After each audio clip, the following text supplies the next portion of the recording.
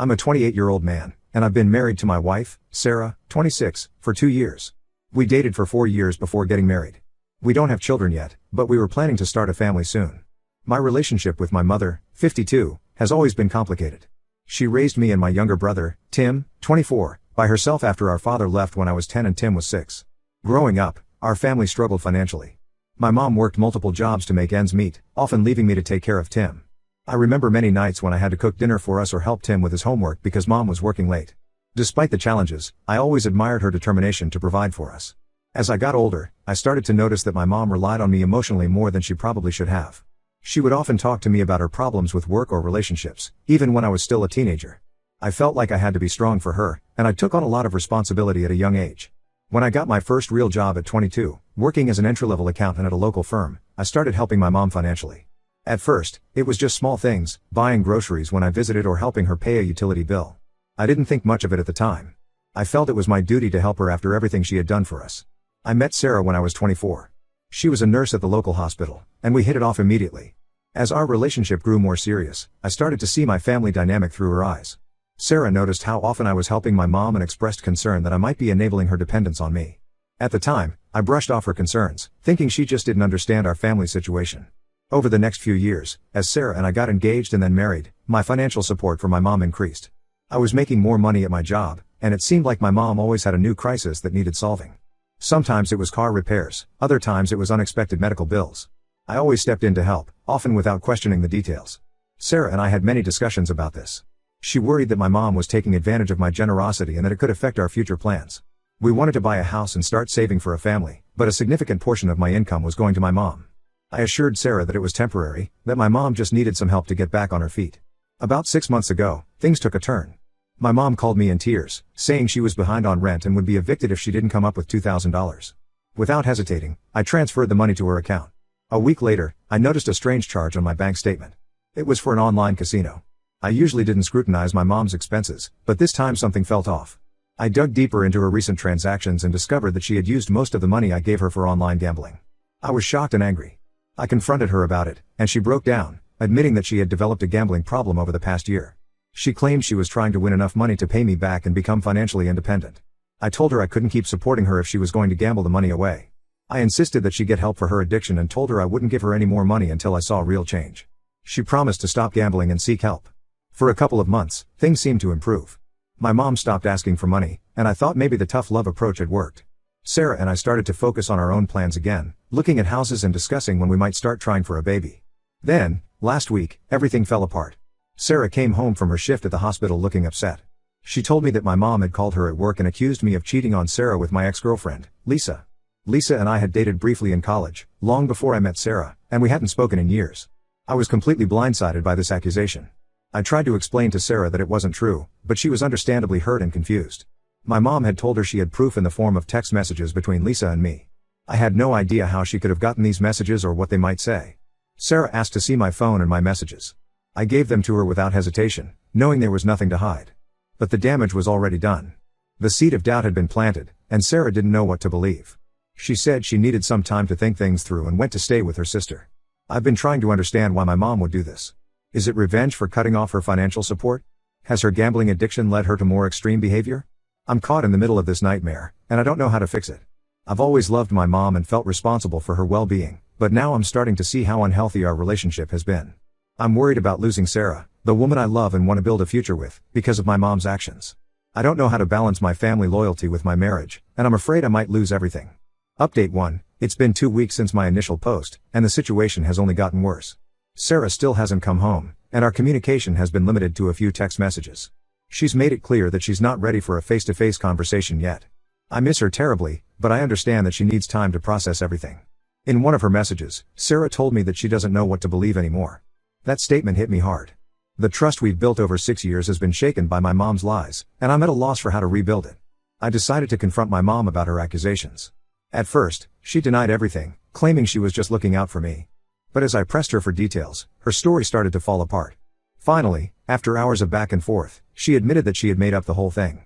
Her explanation was that she thought Sarah was going to leave me eventually, and she was trying to protect me by breaking us up first. I couldn't believe what I was hearing. I asked her how she could do something so cruel, but she seemed unable to grasp the severity of her actions. During our conversation, I learned that she had fabricated the text messages she claimed to have. She had used an old phone of mine that I had given her years ago, created fake conversations, and then showed screenshots to Sarah. The level of deception was staggering. I've decided to cut off all contact with my mom for now. She keeps calling and texting, alternating between apologies and attempts to justify her actions, but I'm not responding. I need to focus on trying to salvage my relationship with Sarah. My brother, Tim, has been a surprising source of support during this time. When I finally told him what had happened, he wasn't as shocked as I expected. He revealed that he had stopped talking to our mom a few months ago because she had borrowed money from him and used it for gambling, just like she had done with me. Tim shared some stories from his own experiences with our mom that made me realize how manipulative she's been over the years. He told me about times when she had pitted us against each other, or made up emergencies to get money or attention. It's been eye-opening to compare notes with him and see the patterns in her behavior. I've been doing a lot of reflecting on my relationship with my mom. I'm starting to see how she's used guilt and emotional manipulation to keep me tethered to her. I feel angry, not just at her, but at myself for not seeing it sooner. Sarah had tried to warn me, but I wasn't ready to hear it. Sarah's sister reached out to me a few days ago. She said that Sarah is still really hurt but is considering coming back to talk things through. I'm hopeful, but I also know that there's no quick fix for this kind of betrayal. I've been thinking about what I want to say to Sarah when we do talk. I want her to know that I'm committed to setting better boundaries with my mom and that I'm willing to do whatever it takes to rebuild our trust. But I'm also scared that it might be too late. In the meantime, I've been trying to keep myself busy. I've thrown myself into work, started seeing a therapist to work through my family issues, and even joined a support group for people with family members who have gambling addictions.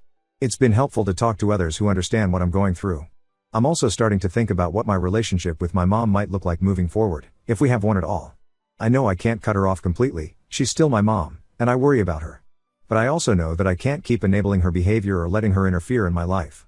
This whole situation has made me realize how much I've neglected my own needs and wants over the years. I've always been so focused on taking care of everyone else that I never really thought about what I wanted for myself.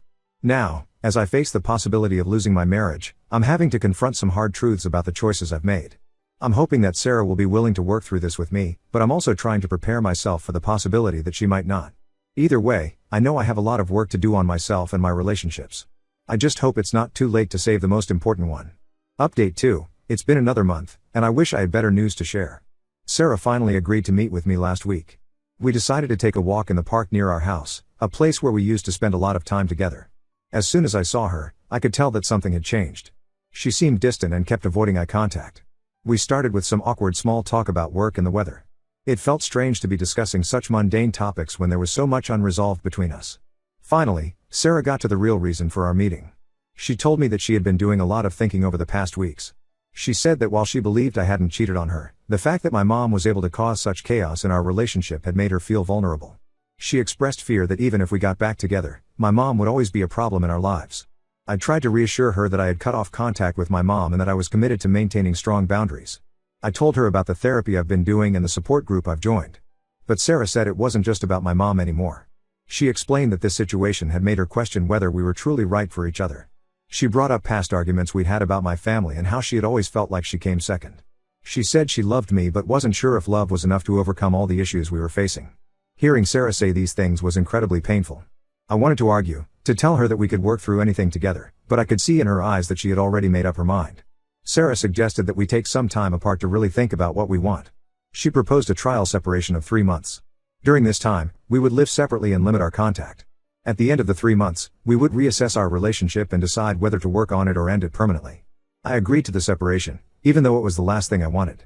I felt like I was losing my best friend and partner, but I also knew that pushing her to stay would only make things worse. We spent the next hour discussing the logistics of our separation.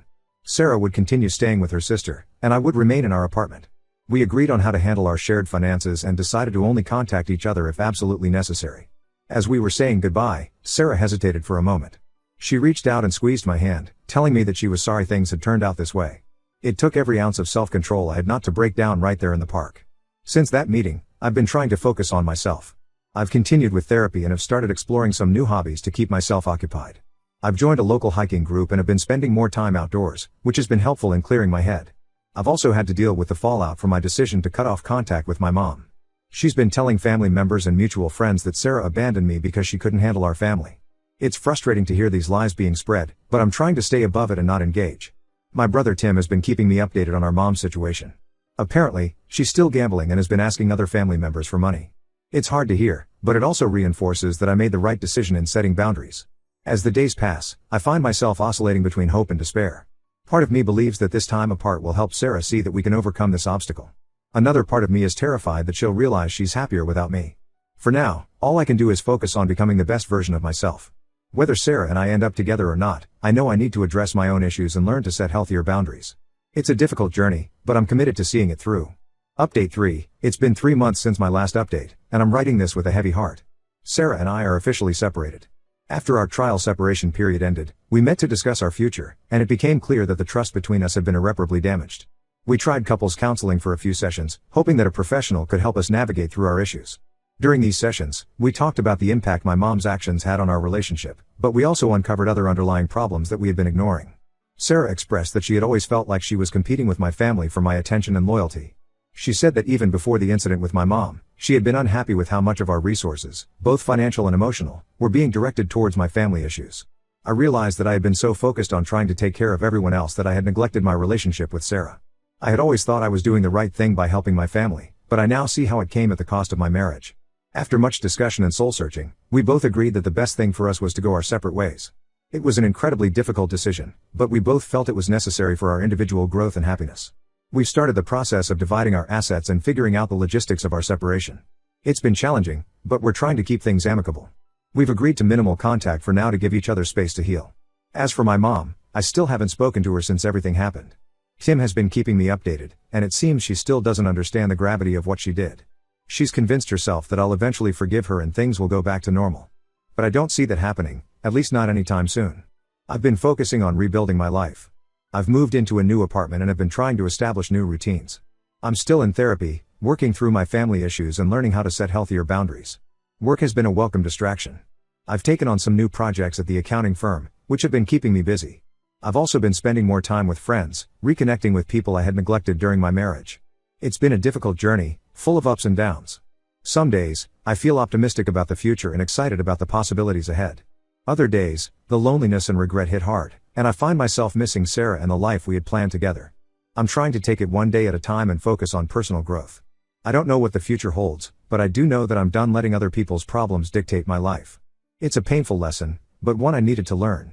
For now, I'm working on finding a balance between being there for my family and taking care of myself. It's not easy, but I'm committed to creating a healthier, more fulfilling life for myself.